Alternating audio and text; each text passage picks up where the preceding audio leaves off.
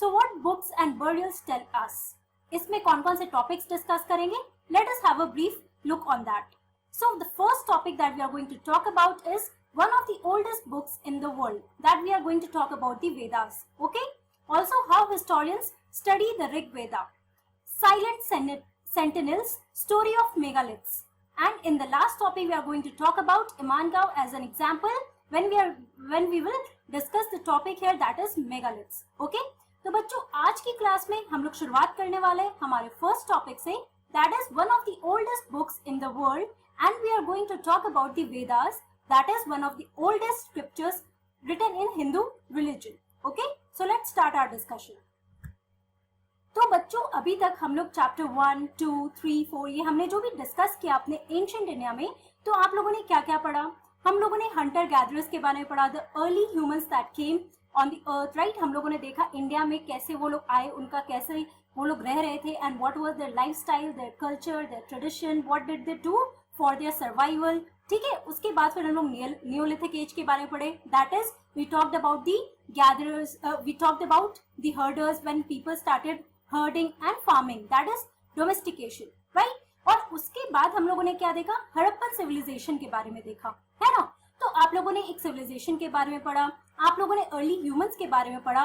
You saw how things were changing while we are coming when we are talking from one time to the other, right? तो हम लोग ancient time से जब हम लोग ने शुरुआत किया, we were talking about the pre history.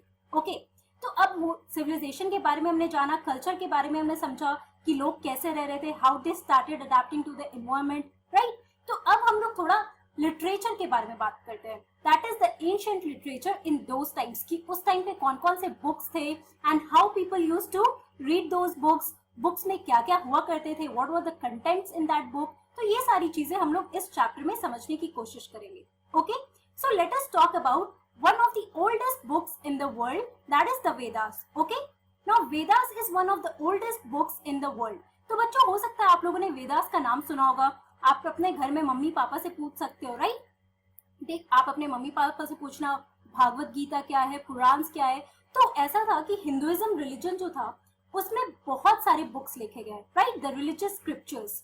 तो उसमें जो सबसे ओल्डेस्ट बुक है हमारा, that is the Vedas. Now Vedas, the Vedas are a large body of knowledge text originating in the ancient Indian subcontinent. तो बच्चों what is Vedas? So it is a large body of knowledge text. मतलब जो भी चीजें that was important in everyday life, और कुछ भी जो नॉलेज के लिए जरूरत था for people to know about the magic formulas, to know about the rituals, जो भी उस टाइम पे किया जाता था, तो वो सारी चीजें हमारे वेदास में लिखी गई हैं. And that is when did it originate? It originated in the ancient Indian subcontinent. क्योंकि हम लोग अभी ancient India की बात कर रहे हैं, है ना? So these Vedas, this originated in the ancient Indian subcontinent, and it is one of the oldest books in the world. अगर आप इंडिया की बात करो तो सबसे oldest book जो है religious text जो हमारा है, that is the Vedas. Okay? आप यहाँ फोटो में देख सकते हो that you can find some alien language, right? You can't identify this language as in what is this language. तो आप लोग संस्कृत अभी पढ़ रहे हो, है ना? तो ये वेदास जो हमारा है, दैट वाज रिटन इन वैदिक संस्कृत. और एक हमारा जो मॉडर्न डे में हम लोग जो संस्कृत पढ़ते हैं, आप जो संस्कृत पढ़ते हो उससे काफी डिफरेंट है. तो वही लैंग्वेज यूज किया जाता था इस टेक्स्ट को लिखने के लिए. ओके, अब हम इसके बारे में थोड़ा और पढ़ते हैं. तो बच्चों अब आप लोगों ने देखा कि Vedas is one of the oldest books, और इस बुक्स में क्या था? The knowledge text that was written in the that originated in the ancient Indian subcontinent, right? Also it is composed by ancient Aryans in Vedic Sanskrit. तो जैसे मैंने आपको भी बताया, जो संस्कृत आप अपने क्लास में पढ़ रहे हो उस संस्कृत से काफी डिफरेंट है. और ये किसने लिखा था? These were written by the ancient Aryans or the priests and Brahmins, right? तो इसमें भी बहुत ज्यादा कॉन्फ्लिक्ट है हिस्टोरियंस के बीच में, क्योंकि वो लोग सोर्सेज तो पढ़ते हैं. ये सारी चीजें आप लोगों ने अपने फर्स्ट चैप्टर में देखा, राइट? तो ये सारे टेक्स्ट भी उनके लिए एक सोर्सेज थे to know about what was the religion, what was the culture of that time, right? तो ये एंशिएंट आर्यंस एक ग्रुप हुआ करता था. These people compose the Vedas in Vedic Sanskrit. The text constitute the oldest layer of Sanskrit literature and oldest scriptures of Hinduism. तो जैसे मैंने आपको बताया कि हमारा जो हिंदू रिलीजन है उसका one of the oldest scriptures है ये, ठीक है? इसमें बहुत सारे टेक्स्ट हैं that is related to the religion. Okay, also ये सबसे ओल्डेस्ट लेयर हमारा संस्कृत लिटरेचर का है. तो आज के डेट पे आप जो संस्कृत लैंग्वेज पढ़ रहे हो उससे इंटायरली डिफरेंट हुआ करता था। जो भी इसमें चीजें लिखी रहती थी वो वैदिक संस्कृत में लिखी जाती थी। ओके, अब हम देखते हैं what are the types of Vedas, कितने वेदास है। So basically there are 4 Vedas. Okay, अब उनके नाम भी देखते हैं। So the first one is the Rigveda, second one is the Samaveda, third one is the Yajurveda and the fourth one is the Atharvaveda. तो बच्चों आपके लिए इंपॉर्टेंट है कि आपको पता होना चाहिए वेदास क्या है, कितने टाइप्स के वेदास है, किस लैंग्वेज में लिखा गया था, who composed this Vedas. Okay, तो आप लोग ये नाम याद रखना, ऋग्वेद, सामवेद, यजुर्वेद एंड अथर्ववेद, ये हमारे 4 वेदास हैं। ओके, अब एक एक करके हम लोग पढ़ने वाले हैं व्हाट इज ऋग्वेद, सामवेद में क्या है, यजुर्वेद में क्या है, या अथर्ववेद में क्या है। और आपका जो एनसीईआरटी में ये जो चैप्टर है बच्चों, इसमें हम लोग ऋग्वेद के बारे में डिटेल में पढ़ने वाले हैं, इसलिए मैं आपको एक बार शॉर्ट में बताऊंगी कि सामवेद में क्या है, यजुर्वेद में क्या है और अथर्ववेद में क्या है। ओके, उसके बाद हम लोग डिटेल डिस्कशन करेंगे ऋग्वेद का। So let us first talk about Vedas. So Vedas are also called Shruti, what is heard literature. तो बच्चों देखो, 2 टाइप का लिटरेचर उस टाइम हुआ करता था, एक था श्रुति और दूसरा था स्मृति।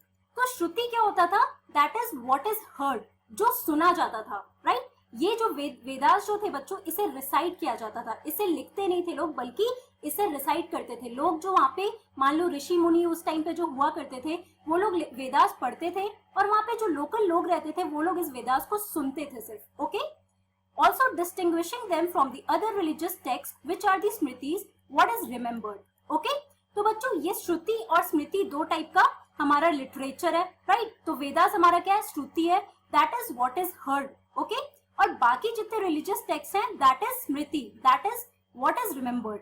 Okay, the Vedas are a collection of hymns and other religious text composed in India between about 1500 and 1000 BC। तो अब आप लोगों ने फर्स्ट चैप्टर डेट्स के बारे में पढ़ा, राइट। तो अब आप देखो कि ये किस टाइम पे हुआ था। तो एंशिएंट इंडिया की बात कर रहे हैं, यानी बिफोर कॉमन एरा, और टाइमलाइन इसका क्या है, 1500 से 1000 BC में ये वेदास को कंपोज किया गया है।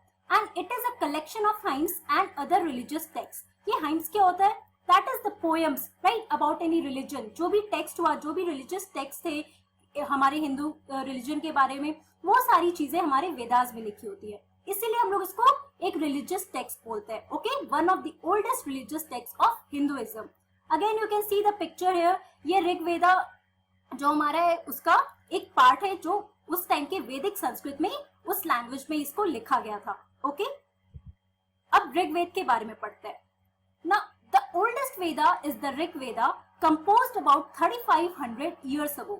तो बच्चों अगर आप बात करो कि सबसे ओल्डेस्ट वेदास कौन है ये चारों वेदास में, that is Rig, Samaveda, Yajurveda and Atharvaveda. तो ऋग्वेद हमारा सबसे ओल्डेस्ट वेद है and it was composed about 3500 years ago. Okay, remember the time in this, and also which one is the oldest Veda.